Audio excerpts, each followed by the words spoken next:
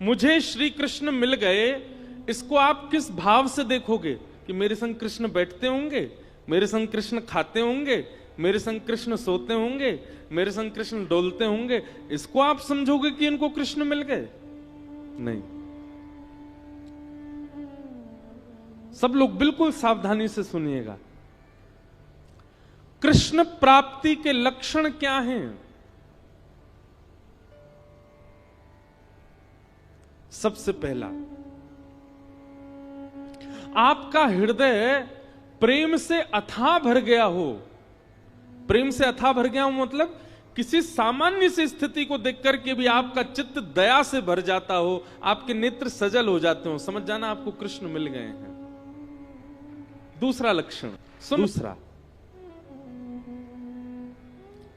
आपके चित्त में विकार उत्पन्न जल्दी नहीं होते हैं, सदैव शुद्ध भाव बने रहते हैं। जैसे कई लोग होते हैं उनके चित्त में बहुत जल्दी विकार आ जाते हैं।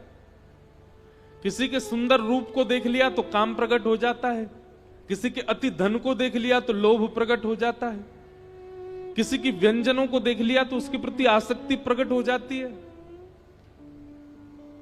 कहीं पर व्यसन वस्तु देख ली तो उसके प्रति भोग दृष्टि प्रकट हो जाती। समझ रहे हैं ना बात को? पर आपकी स्थिति कैसी? आपकी जल्दी जल्दी विकार उत्पन्न नहीं होते चित्त में। कोई कितना भी रूपवान आपके सामने आ जाए, पर आप उसके रूप को देख करके ये विचार नहीं करते कि ये मेरा हो जाए, आप बल्कि उसके रूप को देख के ये विचार करते हो ये इतना सुंदर है तो इसको बनाने वाले ठाकुर जी कितने सुंदर होंगे, ये इतना रूपवान है, बेचारे आदत हो गई आपकी ताली बजाने की, मारी फिर रुक गए, अरे हमको तो बजानी नहीं थी। कोई बात नहीं, पर सुनो, ये हम लक्षण बता रहे हैं, ऐसे लक्षण बहुत कम लोगों में मिलेंगे आपको, पर जिनमें मिल जाए ना समझ जाना इनको कृष्ण मिल गए हैं, इनके चित्त में कृष्ण है, इनके साथ कृष्ण है, इसीलिए इनका स्वभाव व्यवहार ऐसा ही है। तीसरा लक्षण कृष्ण प्राप्ति का क्या है? कोई आपको बोल दे ऐसे ही मजाक में, बोले क्या भोपाल में गंगा जी बह रही हैं, तो आप उस पर विचार नहीं करोगे, आप मान ही जाओगे, अच्छा आ गई होंगी, पहले तो नहीं थी अब आ गई होंगी, इतना भोलापन चित्त में आ जाएगा,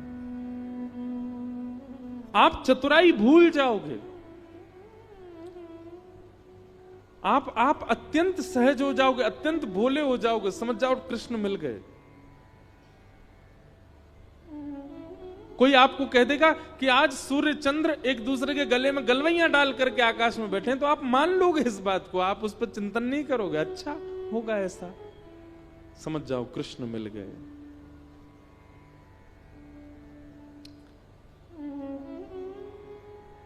चौथी बात, कृष्ण प्राप्त होंगे तो आपके अंदर स्थिति कैसी हो जाएगी?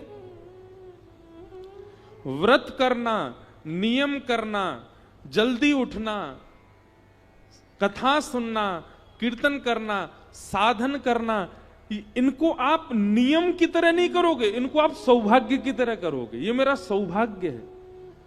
कोई आपसे रात्रि 11 बजे बोले कि कल सुबह 3 बजे उठना है, तो आप आना काने, अरे राम राम नींद पूरी नहीं होने दे रहे हैं मेरी, क्या करें, ये 3 बजे उठना है, तो आप उसके लिए इतने सौभाग्यशाली मानोगे अपना, अरे 3 बजे उठना है, ठीक है सुबह तो 3 बजे उठेंगे हम। कल आपको व्रत करना है, पूरे दिन कुछ खाना नहीं है, तो आप इससे विचलित नहीं होगे, आप और आनंदित हो जाओगे, अच्छा मुझे व्रत करना है। जैसे कई लोग एकादशी का नियम ले लेते हैं कि हमको एकादशी करनी है, तो जैसे एकादशी आने वाली हो 10वीं को इतना खा लेते हैं कि कल तो भूखा रहना है हमको। पर कृष्ण जिसके चित्त में आ जाते हैं ना, वो व्रत को नियम की तरह नहीं सौभाग्य की तरह करता है, उत्सुकता की तरह करता है। जैसे बालक को कह दो कल हम तुझे मेला ले जाएंगे, तो रात भर सोता नहीं बालक, उसको इतनी एक्साइटमेंट रहती है, इतना पसंद रहता है, कल मेला में जाऊंगा। ऐसी उत्सुकता व्रत के लिए, नियम के लिए, सेवा के लिए, कथा के लिए, कीर्तन के लिए, धाम गमन के लिए उत्पन्न हो जाए, समझो कृष्ण प्राप्त हो गए। और 5वां लक्षण, रेलवे स्टेशन हो, एयरपोर्ट हो, बस स्टैंड हो, पब्लिक प्लेस हो, मॉल हो, कहीं भी कोई तिलकधारी दिखाई दे जाए, कोई कंठी पहना हुआ दिखाई दे जाए, भले ही आप अपने ऑफिस के काम से हो, आप ऑफिशियल वेशभूषा में हो, लेकिन दिख जाए कि कोई वैष्णव सामने आ गया है, तो चित्त में अत्यंत आह्लाद, परिचय नहीं है आपका उससे, आप जानते नहीं हो उसको, लेकिन उसके वैष्णव भाव को देखकर के आप अत्यंत आनंदित हो जाओ, अत्यंत सुख में भर जाओ, और आपका मन हो कि मैं जाके इसको प्रणाम करके आऊं, समझ जाओ आपको कृष्ण मिल गए।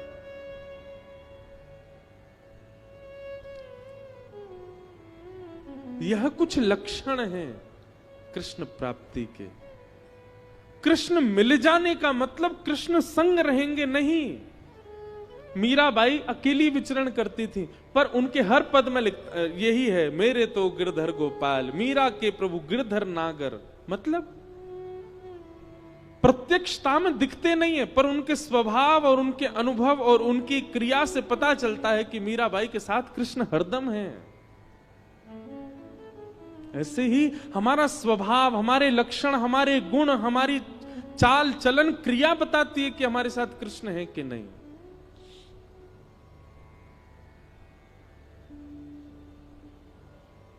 इसलिए भैया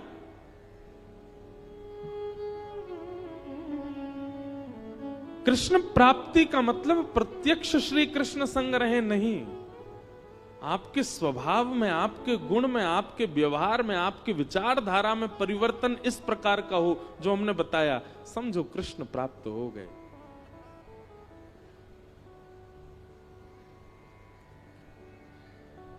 और कृष्ण प्राप्ति की प्रथम सीढ़ी क्या है?